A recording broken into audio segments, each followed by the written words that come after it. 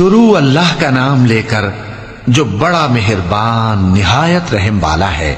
جو لوگ کافر ہیں یعنی اہل کتاب اور مشرک، وہ کفر سے باز رہنے والے نہ تھے یہاں تک کہ ان کے پاس کھلی دلیل آ جائے، یعنی اللہ کا ایک پیغمبر جو پاک اوراق پڑھ کر سناتا ہے جن میں مستحکم آیتیں لکھی ہوئی ہیں، اور اہل کتاب جو فرقوں میں بٹے ہیں تو دلیل واضح کے آنے کے بعد ہی بٹے ہیں، حالانکہ ان کو حکم تو یہی ہوا تھا کہ اللہ کی عبادت کریں، اطاعت کو اسی کے لیے خالص کرتے ہوئے یکسو ہو کر، اور نماز قائم کریں اور زکوٰۃ دیں، اور یہی مضبوط اصولوں والا دین ہے۔ جو لوگ کافر ہیں یعنی اہل کتاب اور مشرک، وہ دوزخ کی آگ میں پڑیں گے اور ہمیشہ اسی میں رہیں گے۔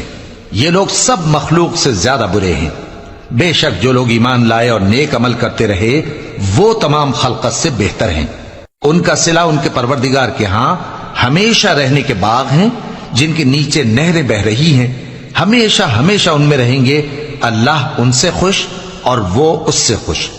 یہ صلہ اس کے لیے ہے جو اپنے پروردگار سے ڈرتا ہے۔